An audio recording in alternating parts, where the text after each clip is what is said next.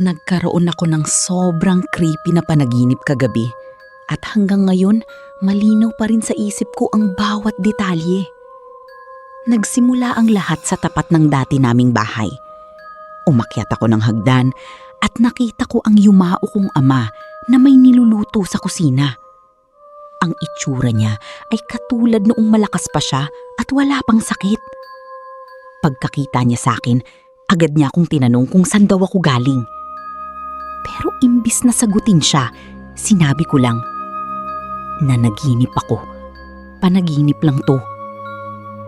Biglang nag-iba ang reaksyon ng tatay ko. Nanlaki ang mga mata niya na parang sobrang nagulat. Ilang segundo niya akong tinitigan ng walang sinasabi. Ramdam ko na parang galit siya o natakot. Pagkatapos, dahan-dahan niyang sinabi, "Huwag mo nang uulitin sabihin yan." Pagkasabi niya noon, parang may nag-reset sa kanya. Bumalik sa normal ang mukha niya, tapos sinabi niyang magpalit na raw ako ng damit sa kwarto. Pagpasok ko sa kwarto, nakita ko ang lola ko at isa kong tiyahin sa side ng tatay ko. Magkayakap sila. Alam kong pareho na silang patay sa totoong buhay, pero sa panaginip na yun, buhay na buhay sila. Lumapit ako at sinabi, "Panaginip lang to. Patay na kayo." Biglang pareho silang napatingin sa akin. Parihong-pariho ng reaksyon ng tatay ko kanina. Gulat na gulat, tapos parang nagalit.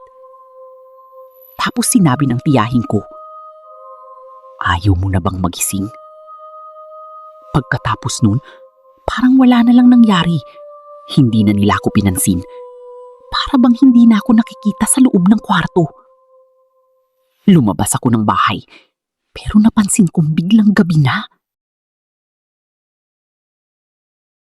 Ilang minuto lang ang nakalipas noong pumasok ako sa bahay, pero maliwanag pa noon. Ngayon, madilim na ang paligid. Habang naglalakad ako, nakita ko naman ang yumao kong tiyuhin na papalapit sa bahay. Sinabi ko ulit sa kanya na alam kong panaginip lang ito. Huminto siya. Tinitigan lang niya ako habang dahan-dahang umiiling. Pagkatapos, dumiretso siya sa loob ng bahay nang hindi nagsasalita. Nagpatuloy ako sa paglalakad hanggang makarating ako sa paresan sa kanto namin. May matandang lalaking hindi ko kilala na nakaupo roon. Bigla niya akong sinigawan. "Hindi mo na dapat sinabi na alam mong nananaginip ka.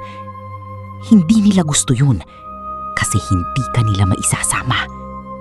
Gumising ka na." Bigla akong nagising. Pawis na pawis ako at hinihingal. At hanggang ngayon, kinikilabutan pa rin ako kapag naaalala ko ang panaginip na iyon.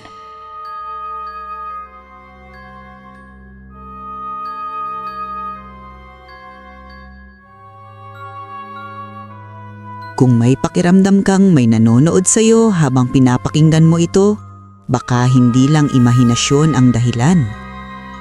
Mag-comment sa ibaba mga habitwin at ibahagi ang inyong kwento.